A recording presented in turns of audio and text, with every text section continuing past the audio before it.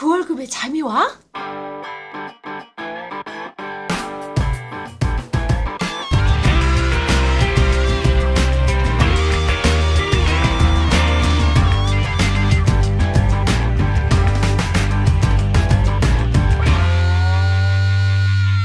예, 안녕하세요. 반갑습니다. 그 월급에도 잠이 오게 노력하는 방송 머니스토리 TV 뭉치 양승민입니다. 반갑습니다.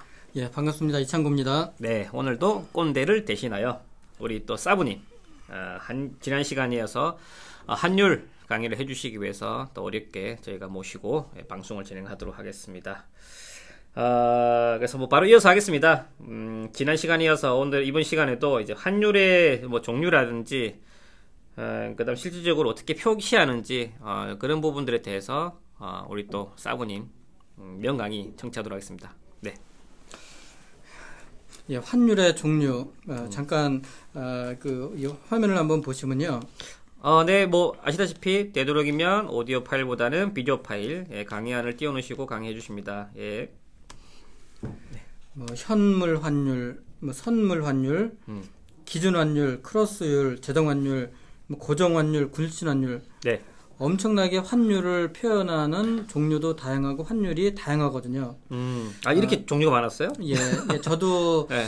그 20대 후반부터 30대 초반까지 몇 년 동안 그 환율 트레이딩 업무도 좀 했었거든요. 아, 그래요? 이때 그 환율 관련한 위안 관리사 그때 이제 자격증도 따서 이때 공부를 할 때 또 실무를 할 때 이 환율과 관련해서 진짜 머리가 아프더라고요.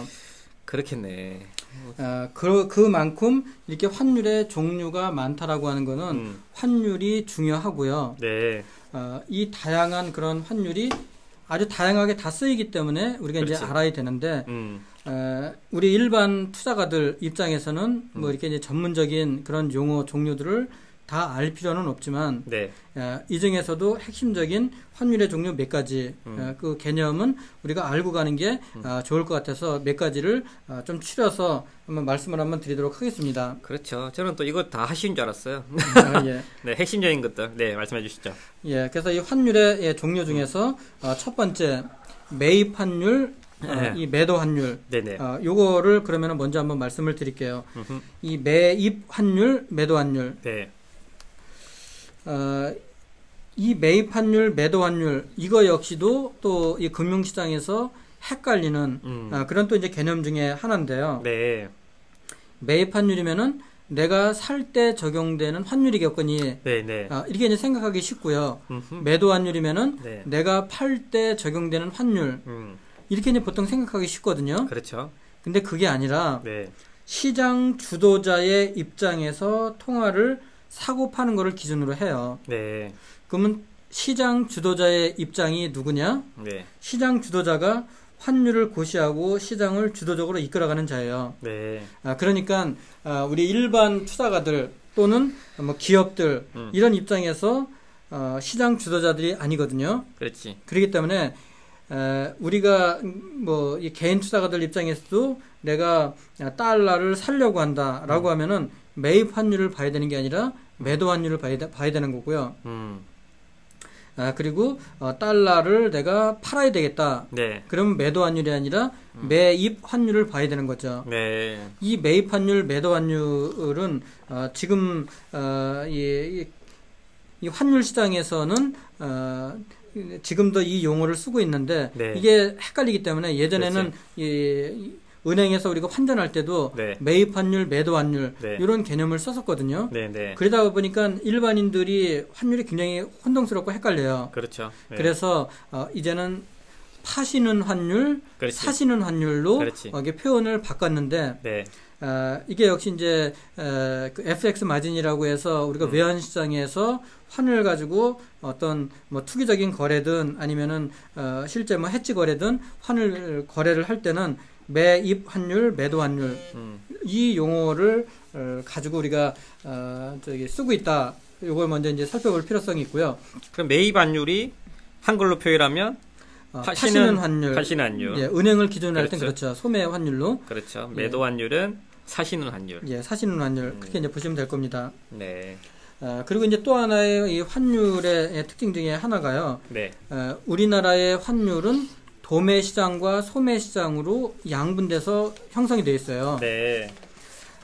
이 도매 시장에서 외환 시장에서 실시간으로 형성되는 그런 환율을 우리가 도매 시장이라고 이야기를 하고, 네네. 그 도매 시장을 은행 간 시장 환율이라고 이렇게 표현합니다. 네네네. 은행 간 시장 환율, 외환 시장에서 형성되는 도매 환율을 은행이 도매로 띄어다가 네. 일반인들에게 소매로 팔아요. 네. 그게 바로 소매 환율, 네. 대고객 환율이라고 이렇게 이야기하고 은행이 이 대고객들한테 적용되는 환율. 그래서 우리나라의 환율은 도매 시장과 소매 시장으로 크게 나눠져 있다. 네. 물론 이 외환 시장에서 형성되는 환율과 이 은행에서 소매로 거래되는 환율이 그 일정한 레인지를 두고 그 레인지를 벗어날 때만 네. 이 기준 적용을 좀 바꾸기는 하지만 어쨌든 이렇게 도매 시장과 소매 시장으로 나눠져 있다. 이렇게 이제 볼 수 있을 거고요. 네네. 그리고 우리나라의 그 이 외환 시장은요. 네. 원 달러 환율 시장만이 존재하거든요. 그렇죠. 네. 그러면은 우리나라가 원 달러 환율 이외에 예를 들어서 일본 엔화. 내가 일본을 여행을 가려고 하는데 네. 그러면 엔화는 어떤 교환 비율을 가지고 바꾸냐. 이게 바로 우리나라의 실시간으로 원화와 엔화의 교환 시장이 존재하지 않기 때문에 네. 그래서 쓰는 게 기준환율, 크로스율, 재정률. 네. 이 재정률이라고 하는 걸 쓰게 됩니다. 네, 네. 우리나라의 기준이 되는 기준환율은 미 달러화가 될 거고요. 네. 그러면 이제 우리가 이제 산수를 하게 됩니다. 원 달러 환율이 있고, 그 다음에 N 달러 환율이 존재하고, 네. 그러면 중간에 똑같이 달러가 존재하기 때문에 네. 교환 비율로 크로스율을 계산을 해서, 네. 그래서 원화와 엔화의 재정률, 그 크로스율로 해서 산출된 일본의 엔화를 이렇게 표시하는 방법. 그래서 제3국의 통화는 우리가 재정 환율로 표현을 한다. 우리가 이제 이 외환 시장에서 원 달러 환율도 이 움직이는 방향을 알아맞히는 게 펀드멘탈과 정책 양 국가의 정책 위반자들의 생각이 반영이 되기 때문에 네. 럭비공 두 개를 손에 쥐고 떨어뜨려서 알아맞히는 것만큼 어렵다라고 네. 이야기하는데 제3국의 통화인 경우에는 더 어려운 게요. 네. 이 펀드멘탈이 이 크로스율로 많이 상쇄가 돼버리거든요. 그래서 제3국 통화인 경우에는 더더욱이 우리가 이제 환율과 관련해서 예측하는 네. 게 어렵다. 이렇게 이제 이야기들을 하죠. 그렇겠네. 중간에 하루도 있는 거잖아요. 예, 그렇죠. 네. 그리고 이제 또 하나의 이제 우리 일반 투자가들이 좀 알아둬야 될 그런 환율의 종류가 네. 현물 환율과 선물 환율이죠.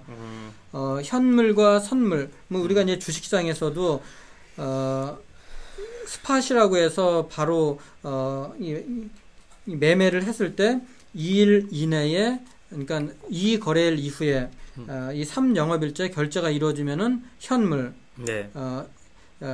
이 3거래일째 결제가 이루어지지 않으면은 그러면은 우리가 이제 선물이다 이렇게 표현하는데 네. 환율도 마찬가지입니다.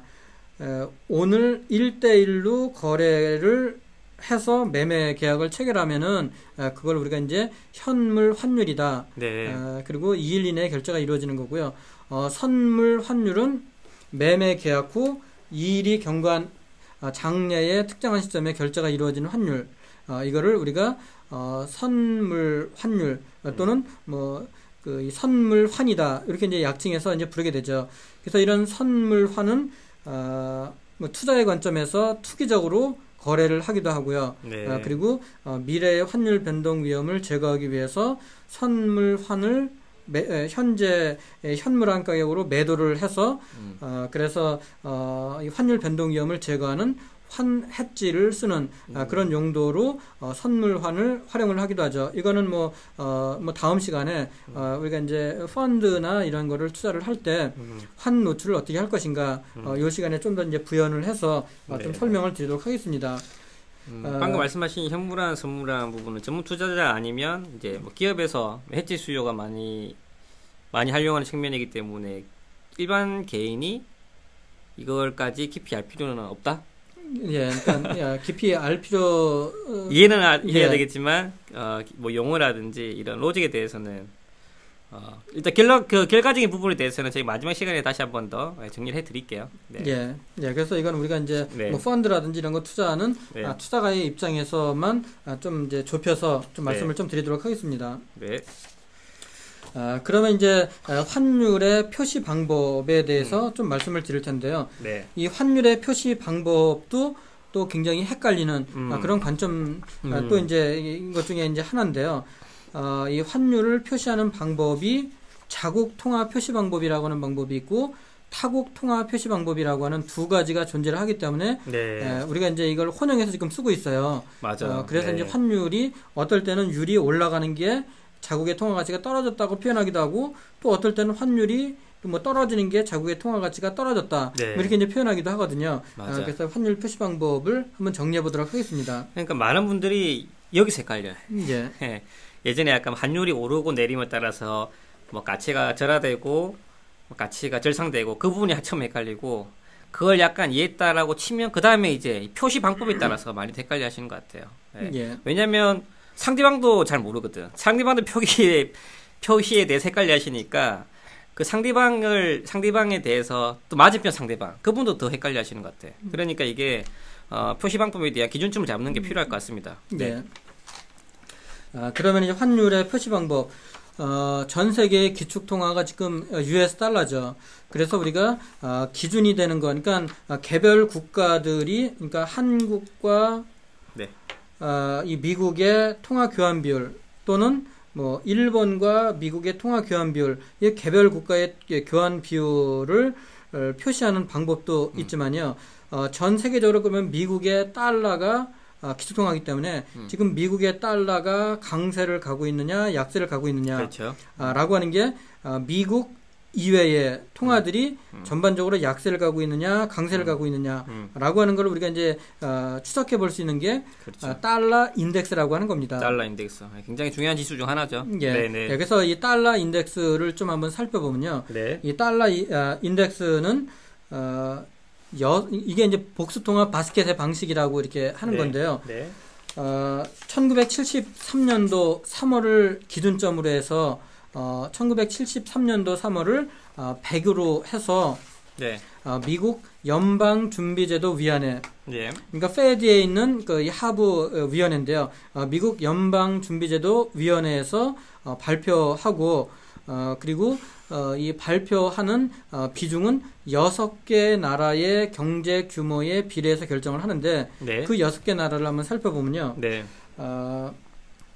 유로화, 그 다음에 일본의 엔, 영국의 파운드화, 캐나다 달러, 스웨덴 크로네, 스위스 프랑, 이렇게 6개 통화를 바스켓으로 묶어서 달러 대비해서 그 가중치는 각 국가의 GDP 규모로 가중을 해서 달러 대비해서 어떻게 움직이느냐라고 하는 걸 산출하는 게 달러 인덱스라고 이렇게 표현하는데요. 이 달러 인덱스가 전 세계적으로 놓고 봤을 때 미국의 달러가 강세 국면에 있느냐, 미국의 달러가 약세 국면에 있느냐라고 하는 거를 큰 흐름을 파악해 볼 수 있는 그런 기준이라고 볼 수 있겠죠.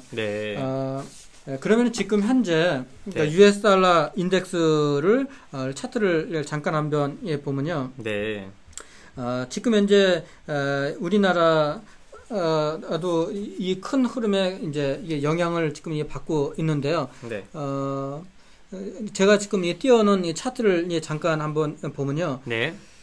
이 달러 인덱스 중에서 최근의 움직임이 이 빨갛게 표시가 된 이 지수가 최근의 움직임인데요. 이제 빨간색으로 표시된 제일 밑에 있는 제일 밑에 있는 거죠. 07년도부터 2014년까지 그래프입니다. 지금 현재까지인데요. 최근에는 많이 올랐죠. 작년 7월 달부터 작년 7월 달에 약 달러 인덱스가 80 정도에 있었거든요. 80 정도 있었죠. 80 정도에 있던 이 달러 인덱스가 작년 7월부터 급격하게 달러 인덱스가 강세를 보였어요. 그렇죠. 그러니까 달러가 강세를 보이면서 이 지수가 오른다는 걸 강세를 의미하는 거죠. 네. 이게 이 달러의 값어치가 비싸지는 거거든요. 네. 달러의 값어치가 80에서 지금 100까지 올라왔습니다. 네. 그러면은 미국의 달러 인덱스가 80에서 100까지 올라왔는데 이 100까지 올라온 지금 수준이 네. 달러 인덱스가 정점이냐? 그렇지 않고 되게 이제 이 과거의 이렇게 흐름들을 보면요, 경제가 위기 국면에 있다가 달러 인덱스가 한 80 정도를 저점으로 해서 네. 한 100 정도까지 쭉 급등한 이후에 일정 부분 조정을 겪고 나서 추가적으로 한 번 더 아웃퍼폼을 하게 되는데 이게 네. 팍 폭발하기 전까지 과거의 사이클을 보면은 달러 인덱스가 한 140 내지 160 정도까지 올라가거든요. 보면 약 10년 사이클을 주고 비슷한 패턴을 그리고 있네요. 예, 그래서 네. 이게 이제 제가 지난번에 말씀드렸던 이 달러 인덱스의 이런 변화가 이 미국의 이 달러가 금 본위 제도에서 이 관리 변동 환율 제도로 바뀌게 되면서 그러면서 미국의 어떤 이 달러를 유지하기 위해서 네. 썼던 그런 이 미국의 음모론자들이 이야기하는 10년 단위로 경제가 크게 요동을 치더라. 네. 그다음에 냉전 체제로 줄을 세우더라. 네. 그다음에 세 번째가 이 상품 커머더티를 달러로 표시하고 달러로 거래하더라. 네. 라고 하는 건데요. 지금 이제 80에서 이 100까지 올라온 지금 이 시점에 원화도 달러 인덱스의 반대축에 있는 통화로 상당 부분 더 원화가 약세를 보일 수밖에 없다. 네. 이게 이제 우리나라의 경상수지는 흑자를 보이고 있지만 자본수지 관점에서 외국인들의 이탈이라든지 내국인들의 해외 투자 증가라든지 뭐 이런 부분들, 그 다음에 달러의 어떤 일방적인 이 강세, 달러 인덱스의 강세, 이런 관점에서 봤을 때 이 원달러 환율 의 추가적인 약세는 뭐 지금 추세가 또 하나의 어떤 추세가 시작된 게 아니냐 이렇게 이제 볼 수 있을 겁니다. 네. 그러면은 이 큰 그런 그 시장을 대표하는 표시 방법, 환율의 표시 방법으로 US 달러 인덱스를 한번 살펴봤고요. 네. 환율의 표시 방법, 헷갈리는 그런 표시 방법이 직접 표시 방법과 간접 표시 방법 두 가지를 혼용해서 쓰고 있는데요. 그렇죠. 우리가 이제 뭐 직접 표시 방법을 자국 통화 표시 방법이라고 이렇게 표현을 하는데 외국 통화 한 단위와 교환될 수 있는 자국 통화의 단위. 네. 그래서 직접 표시 방법을 우리가 이제 자국 통화 표시라고 표현하는 거는 우리나라가 중심이 되는 거예요. 자국이 중심이 되는 거죠. 그러니까 외국 돈 1달러를 기준으로 했을 때 우리나라 돈으로 얼마냐? 이렇게 표시하는 방법이 직접 표시 방법, 자국 통화 표시 방법. 일반적으로 거의 대부분의 나라들은 이 직접 표시 방법, 자국 통화 표시 방법을 쓰게 됩니다. 그런데 이 자국 통화 표시 방법하고 또 일부 혼용해서 쓰고 있는 게 간접 표시 방법 또는 외국 통화 표시 방법이라고 하는 건데요. 네. 요거는 우리나라의 그러니까 자국의 한 단위, 그러니까 1원을 해외로 표시하면은 몇 달러가 되느냐. 그러니까 1원을 기준으로, 그러니까 우리나라의 그 자국 통화 한 단위와 교환될 수 있는 외국 통화가 기준이 되는 거. 이런 걸 우리가 이제 간접 통화 표시 방법이라고 하는데, 이 표시 방법은 지금 전 세계적으로 보면요, 미국의 달러가 기축통화고 미국의 패권이 있기 때문에 1달러를 기준으로 해서 1달러당 우리나라 돈이 얼마냐 이렇게 표현하는 방법이 일반적인데 네. 아직까지도 전 세계의 이 패권이 미국이다라고 하는 것을 공식적으로 인정하지 않는 나라가 영국이에요. 그래서 영국의 파운드화 그 다음에 영연방 국가들의 표시 방법 그리고 유럽의 유로화 표시. 네. 요 나라만 예외적으로 이런 환율 표시 방법을 간접 표시 방법을 쓰고 있거든요. 네. 그러니까 이제 우리가 이제 헷갈리는 거예요. 그렇지. 1달러는 1,200원이다. 네. 그리고 뭐 1엔은 뭐 120엔이다. 뭐 이런 식으로 이제 표현을 하는데 1달러는 1유로는 뭐 1.1달러다. 1파운드는 뭐 1.5달러다. 이렇게 이제 표시하는 방법이 직접 표시 방법과 간접 표시 방법, 특히 영연방 국가 영국, 그다음에 유로화는 간접 표시 방법을 쓰다 보니까 그래서 이게 이제 섞이다 보니까 헷갈리게 되는 겁니다. 그럼 청취자들은 그냥 뭐 이해하기 쉽게 아까 말씀하신 파운드와 유로와 이 두 가지만 간접 표시법으로 표시한다.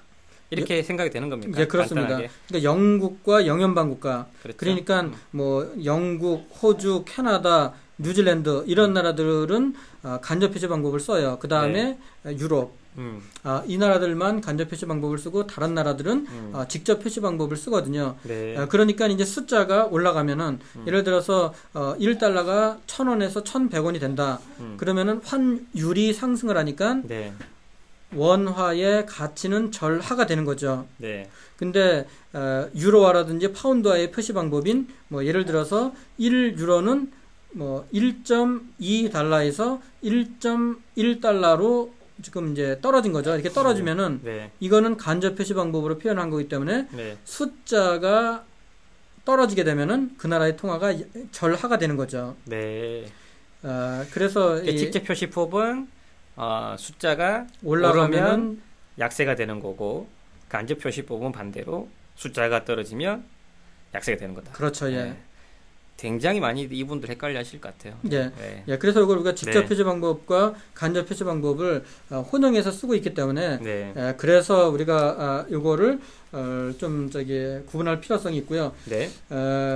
그리고 이거를 이제 우리가 이제 표현을 할 때 그래서 직접 표시 방법과 간접 표시 방법이 헷갈리기 때문에 이거를 이제 분자 분모 이렇게 이제 나눠서 표시를 해요. 네. 그래서 달러 N이냐, 달러 원이냐 이런 식으로 이제 표현하는 자국 통합법. 요게 이제 1달러가 N으로 얼마냐, 1달러가 원으로 얼마냐, 이런 식으로 이제 슬래시를 해서 표현하는 방법. 이게 이제 이 앞에 기준이 되는, 그러니까 한 단위의 기준이 되는 통화가 나오게 되면은 이게 이제 자국 통화 표시 방법이죠. 달러 N이냐, 달러 원이냐. 그리고 유로 달러냐 그러면은 1유로가 기준이 되는 이 외국 통화법, 자국 통화법 이렇게 이제 되기 때문에 이것도 우리가 근데 사실 뭐 달러 원 이런 식으로 표현해야지 자국 통화 표시 방법으로 맞는 방법이거든요. 근데 이것도 사람들이 혼동을 해서 거꾸로 써요. 원달러 환율, 원달러 환율 보통 이렇게들 많이 쓰거든요. 그렇지. 근데 교과서적으로는 달러 원 환율 이렇게 이제 표현해서 쓰는 방법이 맞습니다. 그래서 이것도 우리 일반인들이 막 섞어서 쓰고 전문가라고 하는 사람들도 막 섞어서 쓰고 있기 때문에 달러 원이냐 원 달러냐 이걸로 표시하는 것도 혼동이 되기 때문에 그냥 외우는 게 좋을 것 같아요.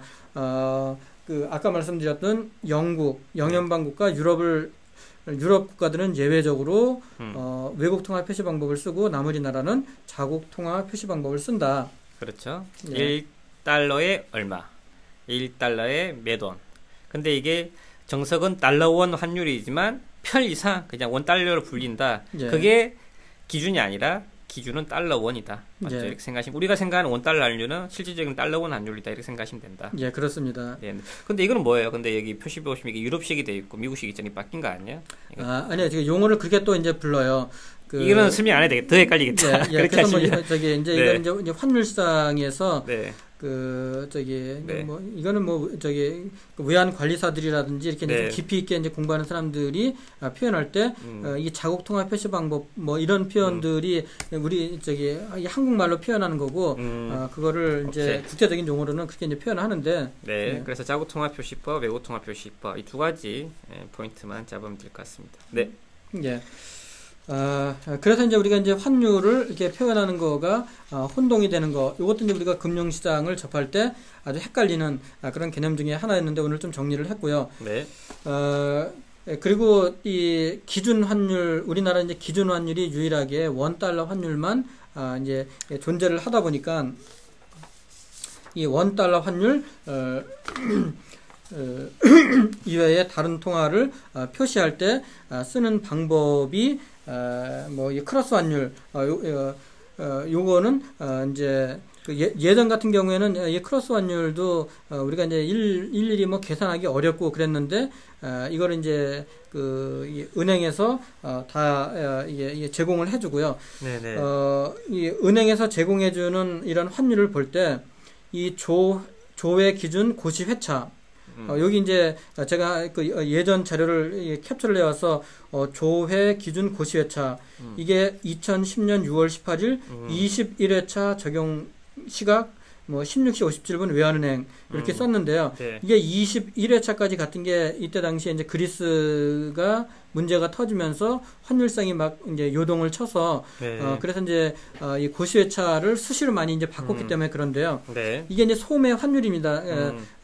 이제 좀 전에 말씀드렸던 환율은 우리나라는 외환시장에서 실시간으로 형성이 된 도매 환율을 은행이 네. 띄어다가 소매로 팔게 되는데 그렇죠. 그 소매로 팔게 되는 기준이 가운데 노란 줄로 있는 매매 기준율이에요. 이 매매 기준율이 외환시장에서 형성된 가격에 예를 들어서 이제 은행별로 네. 우리는 이 지금 실시간으로 거래가 이렇게 체결된 이 매매 기준율에 플러스 마이너스 2원의 변동폭이 넘어지면은 고시회차를 바꾸겠다. 네.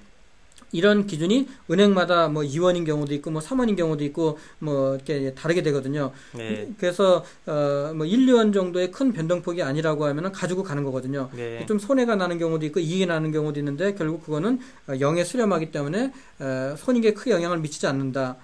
이게 바꾸게 되면은 자꾸 이제 이 행정적인 게 소모가 되기 때문에 그래서 조회 기준 고시회차가 뭐 이렇게 21회차까지 바뀐 거는 환율 변동이 많이 일어났던 그런 경우고요.